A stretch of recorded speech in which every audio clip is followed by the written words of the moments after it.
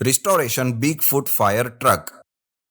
सुंदरपुर में एक मोहित नाम का आदमी रहता था, जो एक नंबर का कंजूस खोपड़ी था। चाय में मक्खी पड़ जाए तो उसे भी वो चूस के फेंकता। मोहित के पास एक गाड़ी थी। वो कहीं भी जाता तो एक हुक के जरिए दूसरी गाड़ी में हुक फंसा के उस गाड़ी के पीछे पीछे चलता। कुछ दिनों बाद मोटी डाउरी के लालच में एक लड़की से शादी कर लेता है, जो बहुत ही खर्चीली और बहुत नकचड़ी थी। एक दिन वो कहती है, सुनो जी, मुझे घर का काम करने का मन नहीं करता। तेरे बाप ने भर दिया है ना मेरी तिजोरी, जो तेरे लिए बाई लगाऊंगा काम करने के लिए। सुनो जी, कह देती हूँ, अगर मेरे पापा पे गए तो ठीक नहीं होगा। और तुम कभी कभी भूल जाते हो कि मेरा बाप पुलिस में है। बिना बात अंदर कर देंगे, इतना मारेंगे ना कि आपको आपकी नानी याद आ जाएंगी। पुलिस की बात सुनते ही मोहित घबरा जाता है। अरे अरे अरे, मेरी जान भड़कती क्यों हो? करता हूं ना कुछ जुगाड़। अभी ना इस महीने थोड़ा कम पैसे मिला है, अगले महीने देखते हैं, ठीक है? ऐसा बोल मोहित वहां से तुरंत भाग जाता है। एक दिन मोहित एक गाड़ी के पीछे लटक के आ रहा था। तभी वो गाड़ी अचानक मुड़ जाती है और मोहित जाके कुछ औरतें खड़ी थी उनसे टकरा जाता है। औरत जोर से गिरती है। हाय रे, मर गई, कमर टूट गई रे। नास पिटे, करम जले, तुझे इतनी बड़ी औरत दिखाई नहीं देती, आग के अंधे।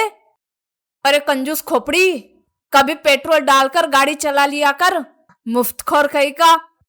आंटी, अपने काम से काम रखो ना, ज्यादा बुआ बनने की कोशिश मत करो, जाओ यहाँ से। सभी अपने अपने घर चले जाते हैं।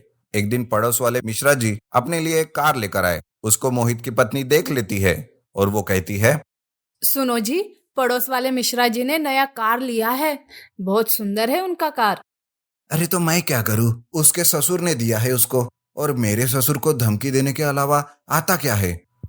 तुम ही नहीं बोलती अपने पापा से कार के लिए? शादी करके तुम लाए हो या कोई और? कल के कल मुझे कार चाहिए, नहीं तो सोच लो। तो पेट्रोल का तेरा बाप डलवाएगा? मैं नहीं जानती, मुझे कल के कल कार चाहिए। ऐसे बोलकर वो चली जाती है। इधर मोहित अपने दोस्त से जाकर मिलता है और सभी बातें बताता है।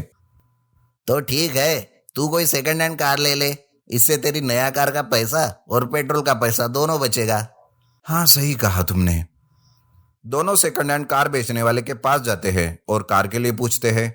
वो कार वाला कहता है, मेरे पास तो कोई कार नहीं है, लेकिन एक फायर ट्रक है जिसका हालत बहुत खराब है, उसको तुम लोग फ्री में ले जाओ।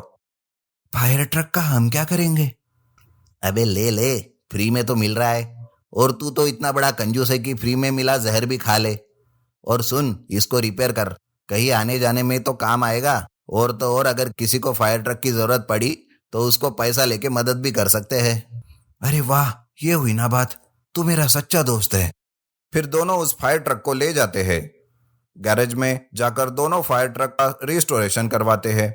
पहले सभी जंग को निकालते हैं, फिर उसको अच्छे से धोते हैं, फिर नया पेंटिंग करते हैं, जिससे वो बिल्कुल नया जैसा लगता है। ट्रक रिस्टोरेशन वाला मोहित से कहता है, साहब इसका तो टायर बहुत खराब है, अब कैसे करना? कोई सेकंड हैंड टायर लगा दो। यहाँ भी सेकंड हैंड? साले तेरी पूरी लाइफ सेकंड हैंड हो गई है, कंजूस खोपड़ी गई का। साहब मेरे पास नॉर्मल ट्रक का टायर नहीं है, लेकिन एक मोटर ट्रक का बड़ा बड़ा टायर रखा हुआ है, को तो उसको लगा दूं? हाँ हाँ, लगा दो। फिर रेस्टोरेशन वाला फायर ट्रक में बड़ा बड़ा टायर लगा देता है और बिग फुट फायर ट्रक बन जाता है। फिर दोनों उस ट्रक को लेकर चले जाते हैं। अपनी पत्नी को जाके दिखाता है, जिसे देख उसकी पत्नी उसे कहती है, हे भगवान, क्या करूं मैं इस इंसान का? क्या बोला था और क्या ले आए? किस मूर्ख से पाला पड़ा है मेरा। अब इस फायर ट्रक का क्या अचार डालूंगी?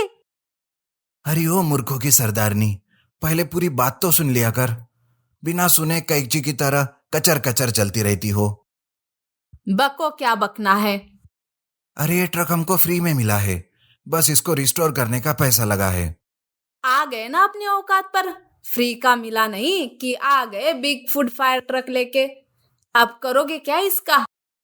अरे सुन तो ले भाग्यवान, अरे इस फायर ट्रक से कहीं आ जा सकते हैं, ऊपर से फायर ट्रक है बोलकर सभी हमको साइड दे देंगे, जिससे हम जल्दी पहुंच जाएंगे। ऊपर से कहीं किसी को मदद की जरूरत पड़े तो पैसा लेके उसकी मदद भी कर सकते हैं, और तो और बहुत कुछ कर सकते हैं। ऐसा बोलकर मोहित उसको सभी फायदे बताता है, जिससे पत्नी मान जाती है और वो कहती है, ठीक है, अब आप बोल रहे तो मैं मान जाती हूँ, लेकिन अच्छी कमाई के बाद मेरे लिए कार जरूर खरीदना। जरूर मेरी जान। फिर दूसरे दिन से उस बिग फुट फायर ट्रक में दोनों घूमते हैं, और कहीं किसी की मदद की जरूरत हो तो उसकी मदद करते हैं और अच्छा पैसा कमाते हैं। Big foot fire cycle.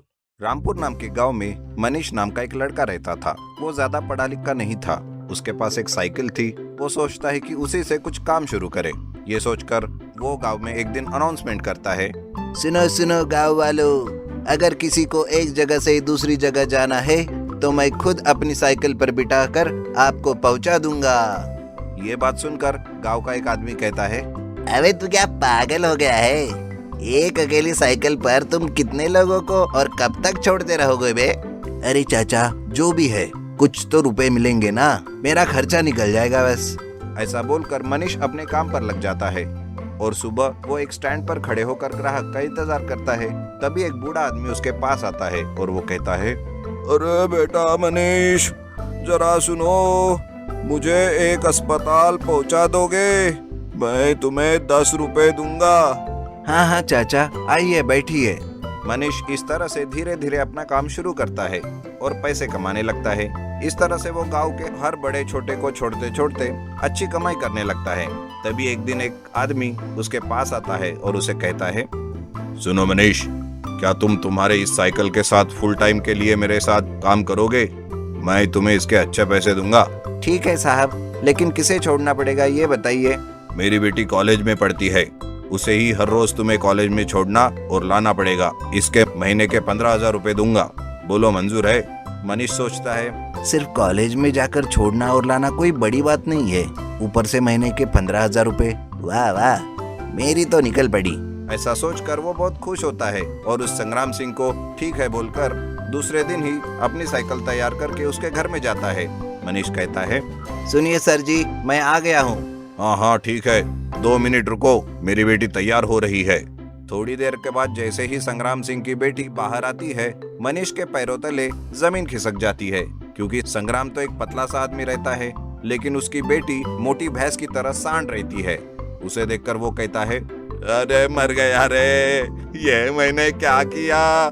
इससे अच्छा तो मैंने आत्महत्या कर ली होती। अब मैं क्या करूं? ये सोचकर वो जोर जोर से चिल्लाने लगता है, अरे बाहर आओ संग्राम सिंह, जल्दी बाहर आओ। क्या हुआ? क्यों इतना गला फाड़ फाड़ कर चिल्ला रहे हो? अरे मैं चिल्लाऊं नहीं तो क्या करूं? हिरन सोचकर तुमने इस हिप्पोपोटामस को भेज दिया। ये ठीक नहीं कर रहे हो तुम। कोई इस तरह कैसे कर सकता है? मैं नहीं लेकर जाऊंगा इसे। अरे इसके चक्कर में तो मुझे हॉस्पिटल में एडमिट होना पड़ेगा। अबे ज्यादा चालाकी मत कर। याद है ना, तुमने कल कॉन्ट्रैक्ट पर दस्तखत किए हैं। उस हिसाब से तुम ये काम छोड़कर नहीं जा सकते, समझे? ये सुनकर मनीष अपने माथे पर हाथ मार देता है और अपने आप को कोसने लगता है, और उस मोटी लड़की को वो जैसे तैसे करके साइकिल पर बिठाकर कॉलेज छोड़ता है और घर लेकर आता है। शाम होने के बाद वो घर जाता है और सोचता है कि क्या करे, इसलिए वो रात को ही उठकर नदी में आत्महत्या करने जाता है। हे भगवान, मुझे माफ कर दे, लेकिन मैं उस मोटी सांड को छोड़ते छोड़ते वैसे भी मरने वाला हूँ।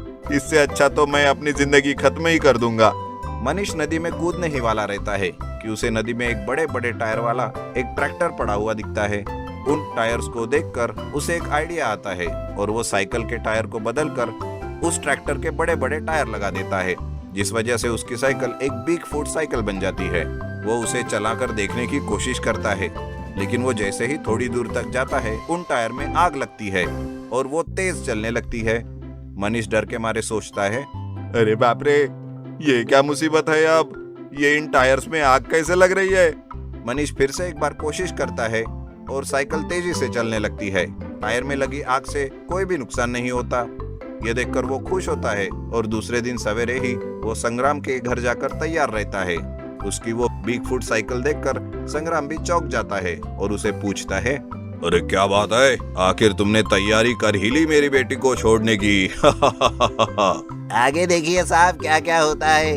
संग्राम की बेटी आकर जैसे ही उस साइकिल पर बैठती है और मनीष बिगफुट साइकिल चलाने लगता है, उन टायर्स में आग लगती है और वो बड़े ही तेजी से चलने लगती है। ये देखकर संग्राम सिंह चिल्लाने लगता है, अरे रोको, अरे मेरी बेटी को तुम मार डालोगे, अरे ये कौन सी बिगफुट फायर साइकिल है, अरे रोको इस साइकिल को। लेकिन संग्राम सिंह की बेटी बड़े ही मजे लेते हुए उस बिगफुट फायर साइकिल पर रोजाना आना जाना करती है।